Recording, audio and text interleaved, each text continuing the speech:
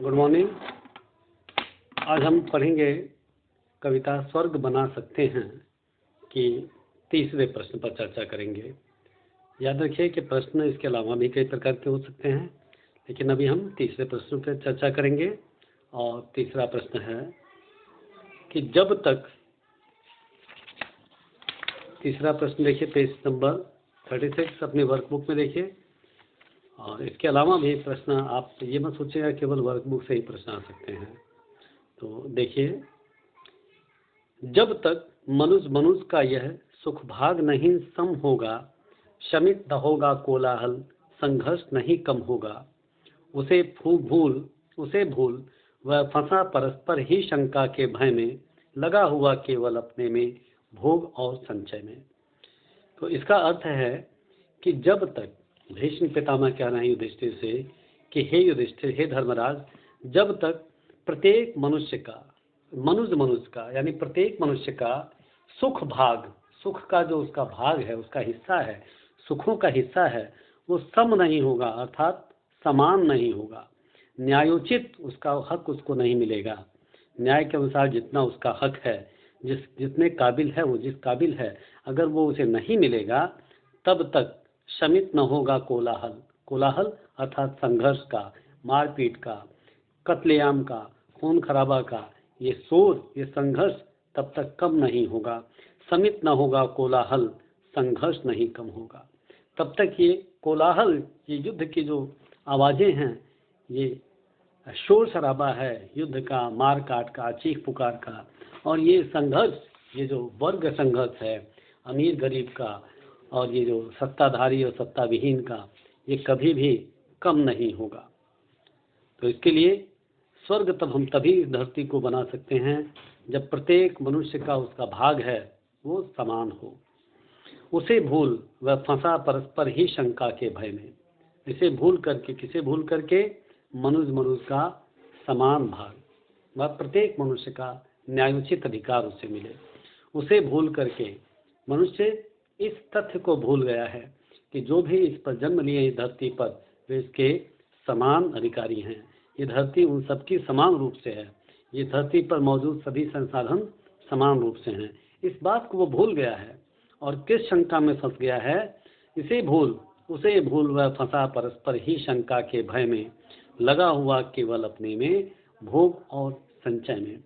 कवि कहते हैं कि भीष्म पितामह युधिष्ठिर से कह रहे हैं कि हे युधिष्ठिर, इस तथ्य को सभी लोग भूल गए हैं और वो भूल करके इसी शंका में, इसी भय में फंसे हुए हैं। किस शंका और भय में? शंका ये कि कहीं मेरे पास कभी कुछ ना रहे, और भय कि मेरे हाथ से कुछ चला ना जाए, मैं आगे के लिए सभी को संचय कर लूँ। इस भय में वो लोग फंसे हुए हैं और केवल अपने भोग और संचय में लगे हुए हैं कि अधिक से अधिक मैं उपभोग करूं और अधिक से अधिक मैं इकट्ठा कर लूं, संचय कर लूं। यहाँ याद रखने योग्य बात यह है कि समस्त पृथ्वी कभी भी किसी की नहीं हुई। अगर आपके पास कुछ था तो ये हुआ कि और हो जाए, 10 बीघा से 50 बीघा, 50 बीघा 100 बीघा, 100 बीघा से एक प्रांत, एक प्रांत से 2 प्रांत। समूची पृथ्वी कभी किसी की नहीं हुई। मनुष्य की आवश्यकताएं कभी पूरी नहीं हुई, और आज ये धरती किसी की है तो इसके पहले वो किसी की और रही होगी। लेकिन मनुष्य इस शंका में फंसा हुआ है कि कहीं मेरा सब कुछ छिन ना जाए।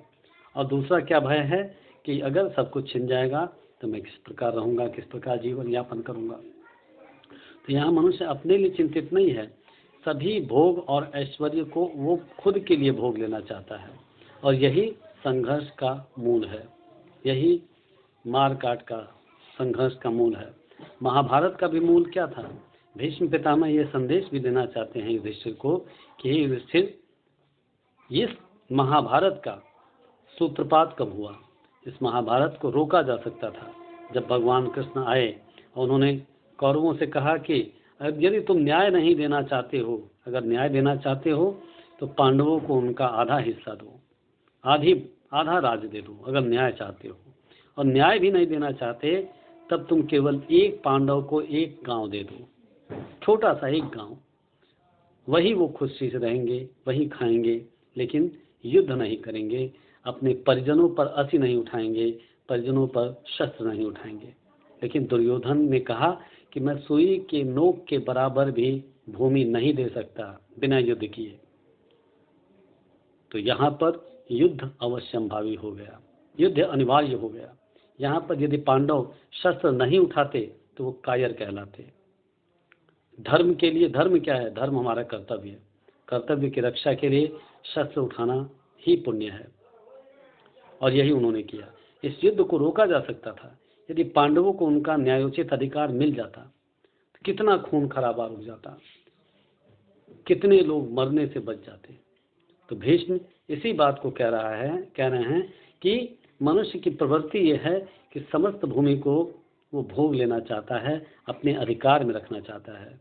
इतिहास आप देखिए तो जितने भी युद्ध का मूल कारण था वो केवल जमीन थी, केवल संचय था, केवल संसाधनों पर कब्जा था। ये प्राचीन काल से लेकर के अर्वाचीन काल यानी आधुनिक काल तक है। आज के परिदृश्य में देखिए तो एक देश दूसरे देश की जमीन पर कब्जा करता है, संसाधनों पर कब्जा करना चाहता है, उस देश का स्वत्व वो खुद लूट लेना चाहता है, और इसीलिए आज तमाम तरह के विनाशकारी हथियार बनाए जा रहे हैं। यदि मनुष्य ये समझ ले कि इस धरती पर ही नहीं, इस ब्रह्मांड में इतना सुख बिखेरा हुआ है, ईश्वर ने इतना सब कुछ संसाधन मौजूद हैं, यदि आप में सामर्थ्य है तो उस संसाधन को आप लीजिए। सोने के लिए मरते हैं, हो सकता है कि ब्रह्मांड में कोई ऐसा ग्रह हो जो सोने का ही बना हो, जो हीरे का ही ग्रह हो। आप में सामर्थ्य है वहाँ पाने का। एनर्जी के लिए आप लड़ते हैं, पेट्रोलियम के लड़ते हैं। सूर्य एक अथाह एनर्जी का स्रोत है। क्या आपके पास सामर्थ्य है? इसीलिए यहीं पर भीष्म कहते हैं, अगली पंक्तियों में आप देखेंगे कि वो कहते हैं कि प्रभु के दिए हुए सुख इतने हैं विकीर्ण धरती पर। धरती पर इतने सुख भगवान ने बिखेरे हुए हैं कि मनुष्य के पास वो सामर्थ्य ही नहीं जो उसे भोग सके जो उन्हें जगत में कहाँ अभी इतने नर ही नहीं हैं जो उन सुखों को भोग सके। सत्य बात है। दिनकर जी तो केवल पृथ्वी की बात करते हैं। यदि मैं होता तो मैं इसे पूरे ब्रह्मांड की बात करता। पूरे ब्रह्मांड में न जाने कितने पृथ्वी जैसे ग्रह तैर रहे हैं। यदि आप में सामर्थ्य है तो चुनौती देते हैं वो कि मनुष्य से कि यदि आप में सामर्थ्य है तो आइए, हमारे पास आइए, हमें खोजिए, हमें अपने पैरों के तले दबाइए। तो केवल मनुष्य भोग और संचय में लगा हुआ है। इन पंक्तियों के आधार पे ये प्रश्न है कि संसार में कौन सा शोर कवि को बेचैन कर रहा है? कौन सा शोर? इसका उत्तर है संसार में मार काट का शोर, लड़ाई झगड़े का शोर, युद्ध का कोलाहल, चीख पुकार, ये शोर कवि को बेचैन कर रहा है। क्योंकि लाइन के इस पार या लाइन के उस पार मरता कौन है? मरता मनुष्य ही है। शस्त्र किसकी जान लेते हैं? मनुष्य की ही जान लेते हैं, प्राणों का हरण करते हैं। शस्त्र का निर्माण ही प्राणों के हरण के लिए होता है। लेकिन क्यों इसकी आवश्यकता पड़ती है? भगवान ने कहा अर्जुन से कि अर्जुन शस्त्र उठाओ, युद्ध करो, तुम्हारा कर्तव्य यही है। अर्जुन ने कहा कि मैं कैसे युद्ध कर सकता हूँ? मेरे सामने तो वही लोग हैं जिनकी गोदी में मैं पला बढ़ा। क्या मुझे उनका ही वध करना पड़ेगा? क्या मुझे उनको ही मारना पड़ेगा? शस्त्र से मरता कौन है? मनुष्य ही मरता है। महाभारत के युद्ध में मनुष्य के खून पशुओं के पैरों को धो करके बहा था। मनुष्य के खून में पशुओं के पैर पड़े थे। तो संसार में मार काट का, कोलाहल का, युद्ध का, चीख पुकार का शोर कवि को बेचैन कर रहा है। और ये कैसे शांत हो सकता है? ये तभी शांत हो सकता है जब प्रत्येक मनुष्य को उसका अधिकार, माफ कीजिए, न्यायोचित अधिकार उसे दे दिया जाए। न्यायोचित शब्द जोड़ना बहुत अनिवार्य है। न्यायोचित शब्द का अर्थ है न्याय के अनुसार जितना उसका हक है। किसी का ज़्यादा हो सकता है, किसी का कम हो सकता है। योग्यता के अनुसार। न्यायोचित मतलब योग्यता के अनुसार, जितनी जिसकी योग्यता है। एक लकड़हारा दिन में 10 पेड़ काटता है और एक लकड़हारा दिन में 1 पेड़ काटता है, क्या दोनों को समान तनख्वाह मिलेगी, समान पारिश्रमिक मिलेगा? उत्तर होगा नहीं।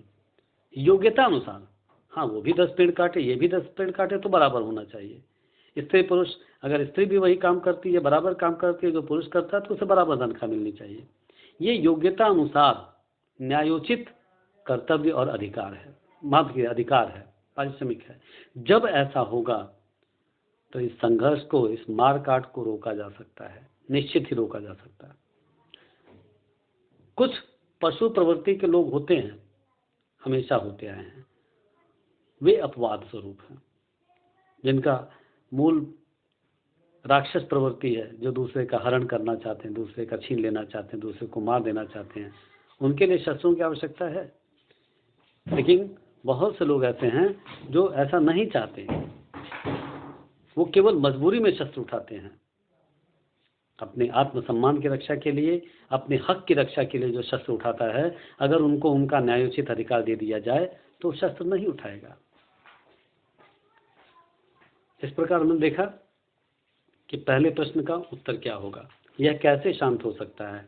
एक वाक्य में कहें तो यह प्रत्येक मनुष्य को उसका न्यायोचित अधिकार दे दिया जाए तो यह युद्ध का कोलाहल शांत हो सकता है और इस धरा को स्वर्ग बनाया जा सकता है। दूसरा है सम का क्या अर्थ है। सम का अर्थ है इस कविता में शमित, यानी शांत होना, खत्म हो जाना। क्या खत्म हो जाना? युद्ध की आवाज, चीख पुकार, तलवारों के झंझनाहट, धनुष के डोरी की टंकार, ये खत्म हो जाए, चीख पुकार खत्म हो जाए। यहां इस शब्द का प्रयोग किस भाव में किया गया है? तो देखिए कविता, शमित न होगा कोलाहल, संघर्ष नहीं कम होगा। सम से शमित, शमित मतलब शांत होना, तो यह शांत, यानी इस कविता में इस शब्द का उपयोग शांत होने के लिए किया गया है कि संघर्ष शांत हो जाए। ठीक है, कौन सा संघर्ष? युद्ध का, मारपीट का। मनुष्य क्या भूल गया है और वह किस प्रवृत्ति में फंस गया है, समझा करके लिखिए। तो मनुष्य क्या भूल गया है? मनुष्य ये भूल गया है कि सारी पृथ्वी उसकी नहीं है, सारी संपदा उसकी नहीं है, वो केवल अपने हिस्से का मालिक है, उसके हिस्से में जो आया है उसका मालिक है। और वो यह भूल गया है कि ये दूसरे का हक वो मार रहा है, ये उसका अधिकार नहीं है। किस प्रवृत्ति में फंस गया है? यही प्रवृत्ति में फंस गया है, वो इकट्ठा करने की प्रवृत्ति, सभी के सुखों को भोग लेने की प्रवृत्ति, दूसरे के भाग को भी अपना करके उसका उपभोग करने की प्रवृत्ति में फंस गया है, दूसरे के सुख को छीन करके उसे अपने नियंत्रण में कर लेने की प्रवृत्ति में फंस गया है। भोग और संचय से क्या तात्पर्य है? कौन लोग भोग संचय में लगे हुए हैं? आप मानवता के उद्धार के लिए क्या करना चाहेंगे, स्पष्ट कीजिए। एक प्रश्न में 3 प्रश्न हैं और तीनों प्रश्न का उत्तर आपको देना है, सब क्वेश्चन जो 3 क्वेश्चन। भोग संचय से क्या तात्पर्य है? भोग संचय से तात्पर्य है कि इकट्ठा करना और उसका उपभोग करना, उसका यूज करना।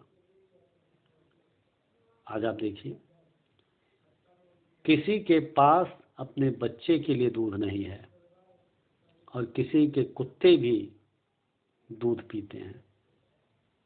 ये भोग और संचय की प्रवृत्ति है। दूसरे का हक हड़प करके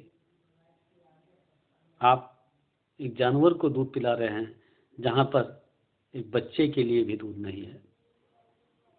तो भोग और संचय से तात्पर्य है, भोग मतलब उपभोग करना, उसका यूज करना, संचय मतलब इकट्ठा करना, इकट्ठा करके रख लेना चाहता है मनुष्य। दूसरे के भाग को, दूसरे के सुख भाग को, दूसरे के हिस्से को भी हड़प करके इकट्ठा करके रखना चाहता है। स्विस बैंकों में करोड़ों अरबों डॉलर इकट्ठा करना चाहता है, उसका उपभोग नहीं कर सकता है, वो दूसरे के हिस्से को मार करके रखता है। और वो ये सोचता है कि जब मेरे पास पैसा खत्म हो जाएगा तो एक काम आएगा। कौन लोग भोग संचय में लगे हुए हैं?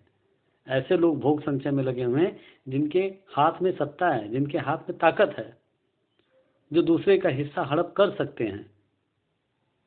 ऐसे लोग भोग संचय में लगे हैं। और आज ही नहीं, प्राचीन काल से लेके, द्वापर से लेके, त्रेता से लेकर के सतयुग की बात करें आप, तो सतयुग में भी यही प्रवृत्ति थी।